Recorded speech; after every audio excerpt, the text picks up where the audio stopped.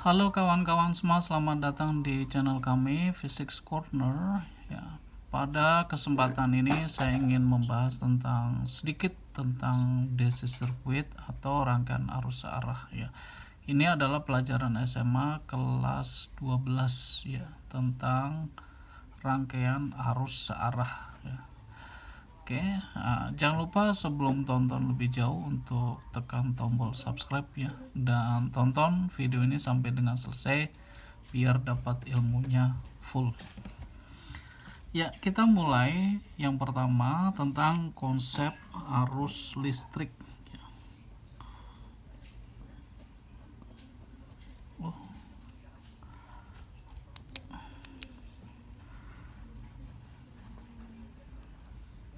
Arus listrik ya, atau current ya.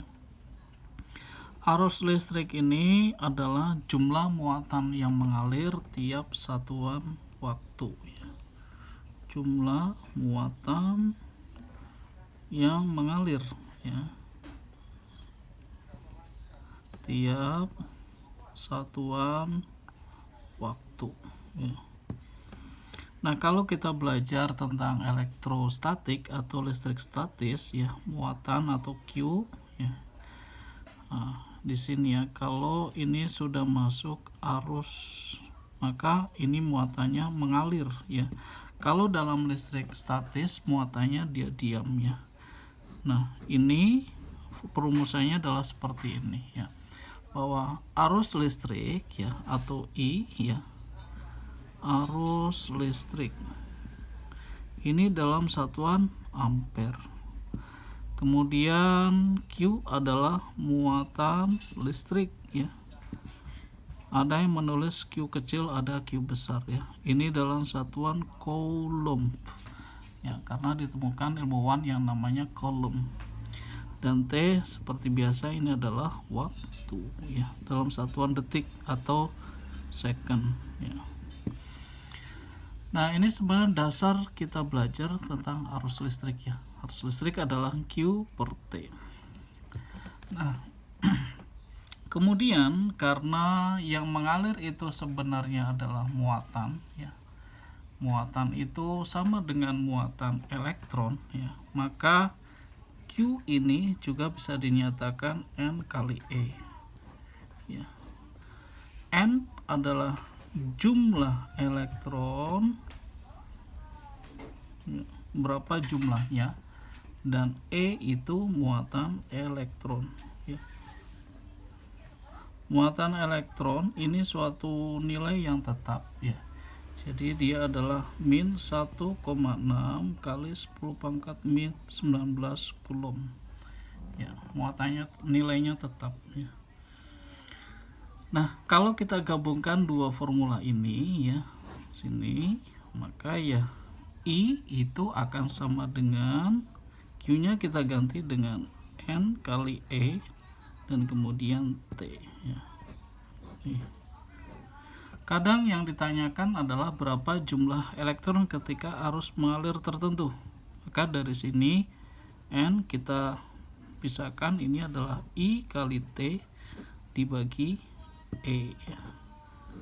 Nah, ini ya, jumlah elektron yang mengalir ketika ada arus listrik E dalam waktu sekian detik ya, kita bagi dengan jumlah muatan elektron ya. Itu adalah itu adalah konsep arus listrik ya. Nah, berikutnya adalah konsep tentang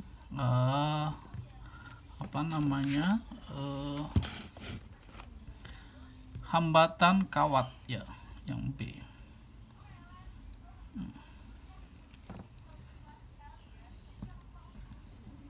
Hambatan kawat ya.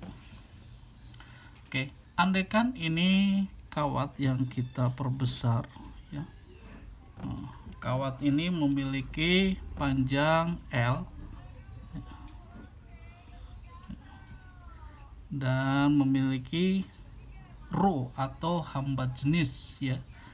Nah, kalau saya tulis di sini, L itu adalah panjang kawat dalam satuan meter Rho itu adalah namanya hambat jenis dalam satuan ohm meter. Nah, dan kemudian di sini ada luas penampang ya. A. Berapa luas penampang ini? Kalau penampang ini dalam bentuk lingkaran, berarti ya luasnya πr kuadrat ya. Tergantung jenis luas dari penampang tersebut. Ya, A ini adalah luas penampang, satuannya satuan luas yaitu meter persegi. Nah, nilai hambatan R yang pada kawat tersebut itu rumusnya rho L dibagi A. Nah, ini hambatan kawat ya, hambatan kawat. Nah, R itu adalah hambatan kawat. Hambatan kawat ini satuannya adalah ohm ya. Ini bacanya ohm ya. Karena nanti kita setelah ini belajar tentang hukum ohm ya.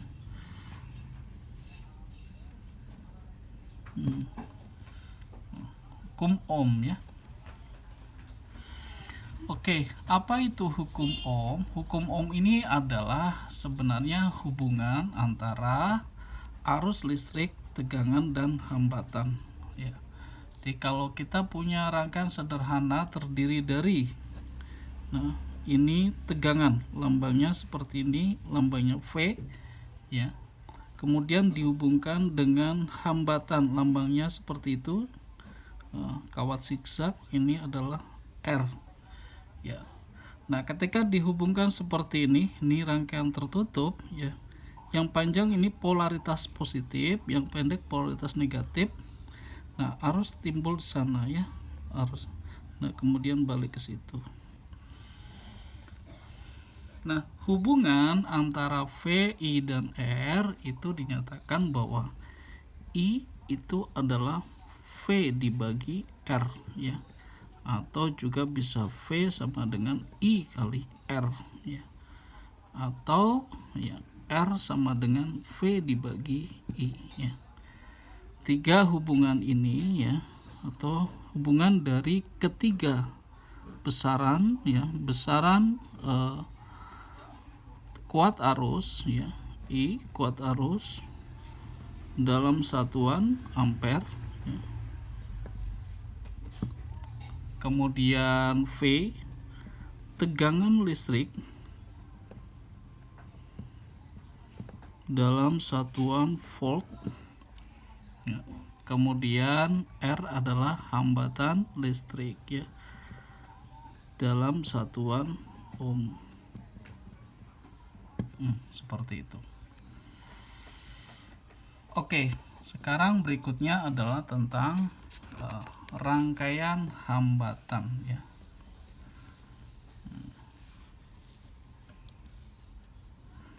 Yang di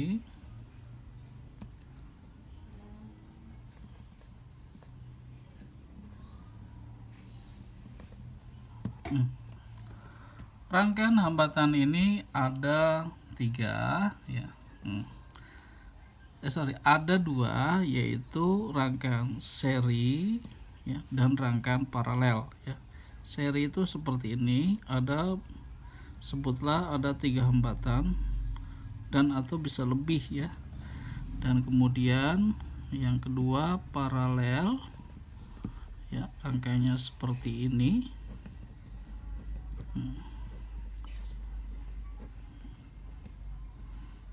Sebutlah ini R1, ini R2, dan ini R3, sama ini R1, R2, dan ini R3 ya. Dalam rangkaian seri ya, nilai I itu sama ya. I ini sama ya, karena tidak terpecah ya. I, dan ini I. Tapi V berbeda ya. Ini misalkan ini V1, ini V2, ini V3, dan seterusnya. Sehingga bisa kita sebut V total itu adalah ya, V1 tambah V2 tambah V3 dan seterusnya. Nah, berbeda untuk rangkaian paralel. Rangkaian paralel ya, V-nya yang sama ya. Jadi V-nya sama sehingga I-nya yang berbeda ya. I total itu adalah I1 ditambah I2 tambah I3 dan seterusnya. Nah, ini konsep pada rangkaian seri, ini konsep pada rangkaian paralel ya. Pada rangkaian seri tegangannya terbagi ya. Arusnya sama. Pada rangkaian paralel arusnya terbagi, tegangannya sama. Nah, kalau kita masukkan V itu sesuai hukum Ohm ya, I kali R ya. Maka ini juga sama, I kali R1 ditambah I kali R2 ditambah I kali R3 dan seterusnya. Nah, dalam matematika ya, ini ya sebutlah ini RS ya. Dalam matematika ini kan bisa kita coret ya, I karena nilainya sama. Sehingga R seri sama dengan penjumlahan masing-masing R dan seterusnya. Seperti itu ya. Ini rumus dasar hambatan ketika dirangkai seri. Nah, sekarang ketika dirangkai paralel, I kita gunakan hukum Ohm adalah I ini V per R ya. V per R paralel, nah gitu sama dengan V per R1, V per R2 dan V per R3 dan seterusnya ya. Sama karena V-nya sama, jadi kalau dalam matematika bisa kita coret ya. Sehingga 1 per RP itu 1 per 1, 1 per R2, 1 per R3 dan seterusnya. Nah, seperti itu ya. Oke, mudah-mudahan ini teori singkat ini bisa kalian mengerti ya. Ini mungkin baru sepertiga dari DC sirkuit. Nanti kita akan teruskan DC sirkuit yang kedua ataupun ketiga ya. Kita masuk ke contoh soal ya. Dan sebelumnya jangan lupa ya untuk subscribe sekarang. Tekan tombol subscribe ya. Oke. Kita lihat contoh soalnya. Contoh soal paling sederhana, mudah adalah seperti ini ya, bahwa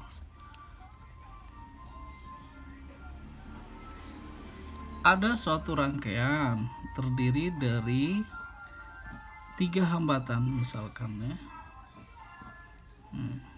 3 hambatan dirangkai seperti itu ya. R1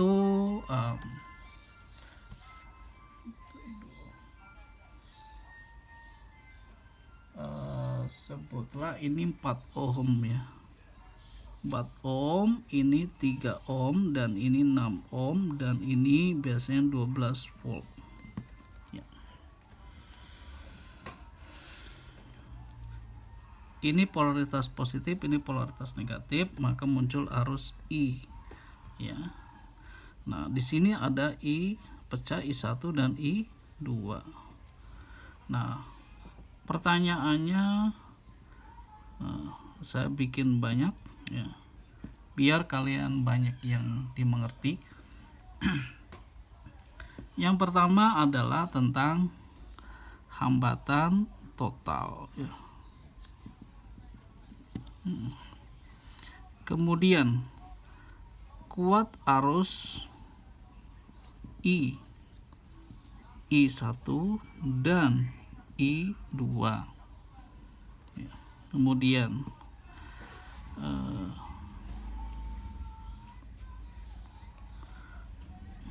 saya kira cukup sampai sini karena kita belum masuk energi dan daya listrik. Nanti saya akan jelaskan tentang energi dan daya listrik ya. Oke, gini. Hambatan total yang pertama ya. Ini terdiri dari 3 hambatan, dua hambatan paralel dan kemudian disambung dengan hambatan 4 sebagai seri, sehingga kita harus menentukan yang paralel ini ya. Jadi yang paralel ini terdiri dari 3 dan 6 ya, 3 ohm dan 6 ohm, maka 1/R paralel ya, ini sama dengan 1/3 ditambah 1/6. Samakan penyebutnya 6, ini 1 ya, ini 2, sehingga ini kan 3/6. Boleh disederhanakan, ini jadi 1/2. Nah ini masih 1/Rp ya. Maka kalau kita balik, R paralel adalah 2/1 sama dengan 2 ohm ya. Nah kemudian ini paralel ini nyambung dengan 4 ohm ya kan. Kita dapat ini 2 ohm paralel, kemudian di sini adalah 4 ohm. Oke. Berarti ini seri ya kan. Maka R totalnya itu berupa seri antara 4 ohm ditambah 2 ohm. Jadi 6 ohm. Ya, jadi kita dapat hambatan total itu adalah 6 ohm. Oke, sekarang bagaimana dengan I, kuat arus ya. I ya, itu adalah V dibagi R ya. V-nya berapa? V-nya adalah 12 ya. 12. R-nya berapa? Nah, I untuk yang arus pusat ini itu adalah hambatan total. Hambatan totalnya adalah 6. Maka R-nya adalah 6 ya. 12 bagi 6, 12 bagi 6 adalah 2 ya, 2. Maka ini 2 ampere. Nah, sekarang bagaimana I1 dan I2? Oke. I1 dan I2 kita harus tentukan V ya. V paralel ya. Gini. Bahwa I1 ya, kalau kita gambarkan ulang, ini kan seperti ini ya. Nah, ini I1 melewati hambatan 3 ohm ya, dan ini I2 melewati hambatan 6 ohm ya. Nah di sini mengapit tegangan ya, bahwa I1 sebutlah ini AB ya, itu sama dengan VAB per 3 ohm ya, sesuai dengan hukum ohm. Tapi karena ini bekerja pada hambatan 3 ohm, maka pembaginya ya R3 ohm. Nah, demikian pula I2 ini sama dengan VAB per 6 ya. Nah, masalahnya VAB-nya bagaimana? VAB itu ya pakai konsep, balik lagi tentang hukum ohm. VAB itu adalah I kali RAB. I-nya adalah I yang masuk total, yaitu 2 ampere. Karena ini kesini ini kan 2 ampere ya kan. 2 ampere terpecah menjadi I1 dan I2 melewati hambatan 3 dan 6. Maka ini 2 ya. RAB-nya adalah hambatan total dari 3 dan 6 ini. Yang tadi R paralel yaitu 2. Maka ini kita masukkan 2. 2 kali 2 4. 4 volt. Ini adalah tegangan AB. Nah, baru kita masukkan ke sini ya, bahwa I1 adalah VAB 4 dibagi R adalah 3 ya. Kurang lebih 1,33 dan seterusnya ampere. Kemudian I2 ya 4 juga dibagi 6 ya, 2/3 atau sekitar 0,67 ampere. Nah, sebenarnya kalau kita jumlah, nah gitu kan, 1,33 ditambah 0,67 sekitar 2,0 ampere ya. Ini sebenarnya balik lagi pada arus yang tadi masuk ya. Arus yang masuk sama dengan arus yang keluar. Ini nanti akan kita pelajari pada DC Circuit bagian ketiga tentang hukum Kirchhoff. Oke, saya kira cukup. Mudah-mudahan kalian bisa mengerti ya. Jangan lupa untuk tekan tombol subscribe yang belum ya. Dan terima kasih telah menonton video ini sampai dengan selesai. Jangan lupa untuk share ke teman-teman.